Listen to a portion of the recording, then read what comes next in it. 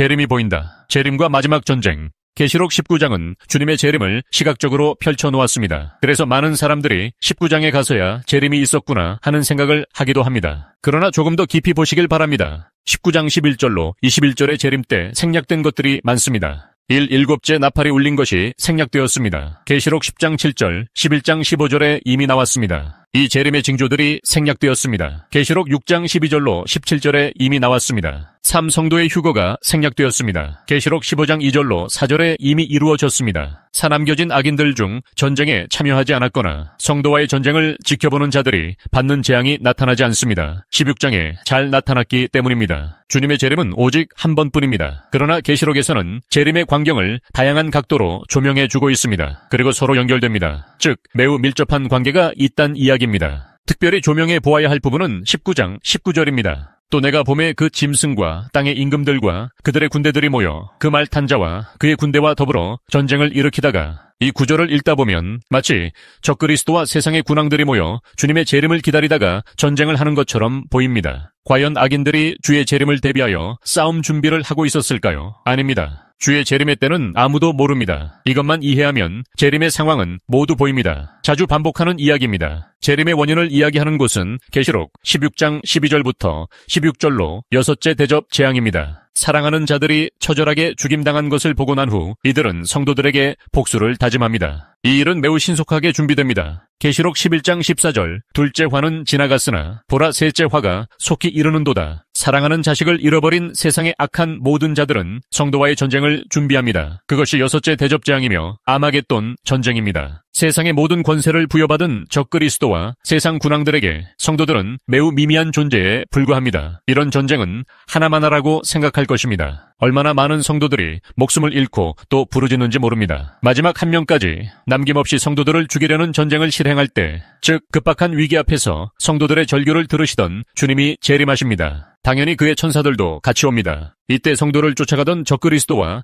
세상 군왕들은 전쟁의 양상이 크게 반전되는 것을 보게 됩니다. 마지막 나팔 소리가 매우 크게 들려옵니다. 이때 갑자기 성도들은 자신들의 눈앞에서 휴거되고 이제 악인들은 재림하시는 예수님과 그를 따르는 무서운 천사들과 싸워야 하는 상황으로 바뀌는 것입니다. 그래서 19절의 상황이 발생했고 이후 전쟁의 결과는 불을 보듯 뻔합니다. 적그리스도와 거짓 선지자는 순식간에 붙잡혔고 불못에 던져집니다. 나머지 군대들은 모두 죽임을 당합니다. 간단하게 정리해보면 모두 동일합니다. 재림의 징조로 보여주었던 6째 인때 왜 세상의 군왕들이 모였고 그들은 두려움에 떨며 산과 굴 속으로 피신하는지를 이해하게 됩니다. 모두 같은 상황입니다. 등장인물도 모두 동일합니다. 6장 15절 땅의 임금들, 왕족들, 장군들, 부자들, 강한 자들, 종, 자유인. 16장 12절 동방에서 오는 왕들, 온 천하 왕들. 19장 18절 왕들, 장군들, 장사들, 말과 그 탄 자들, 자유인들, 종들, 작은 자들, 큰 자들. 19장 19절 짐승과 임금들과 그의 군대들.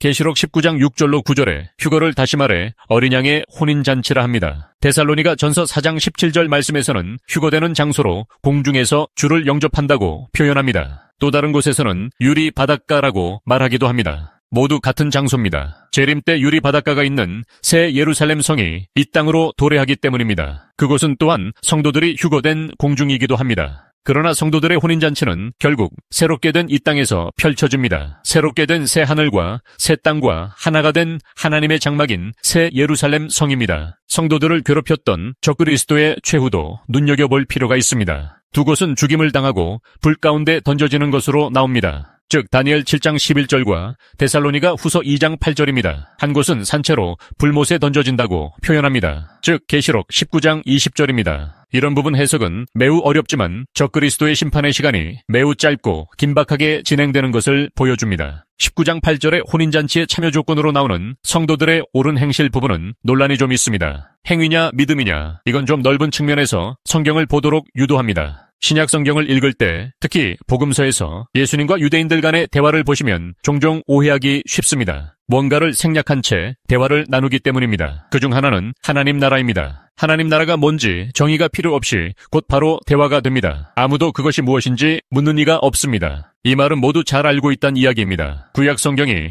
하나님 나라를 이야기하기 때문입니다. 또 하나는 성령입니다. 대부분의 사람들은 구약 성도들이 성령이 없어도 특별한 방법으로 구원에 이르렀다고 말합니다. 그렇지 않습니다. 성령이 없이 산상수훈을 이야기하면 아무런 답변이 없습니다. 성령이 없이 심령이 가난할 수 없고 온유할 수 없습니다. 애통할 수 없습니다. 왜 이런 이야기를 하는가 하면 성도들의 옳은 행실은 믿음이냐 행위냐 이런 문제로 나눌 성질이 아니기 때문입니다. 성도의 삶의 특징은 성령으로 행하는 삶입니다. 우리의 행동 근원은 바로 성령님입니다. 바울 사도는 자신의 사역을 이렇게 고백합니다. 골로새서 1장 29절 이를 위하여 나도 내 속에서 역사하시는 이의 역사를 따라 힘을 다하여 수고하노라. 우리 성도들은 거룩한 행실을 쫓아갑니다. 그러나 스스로 자랑할 것이 없습니다. 모두가 다 은혜입니다. 우리의 힘이 근원이 내가 아닌 바로 성령님이기 때문입니다. 적그리스도와 성도와의 마지막 전쟁 때 영광스러운 주님이 우릴 도우려 오십니다. 시편 102편 19절로 21절 여호와께서 그의 높은 성소에서 굽어보시며 하늘에서 땅을 살펴보셨으니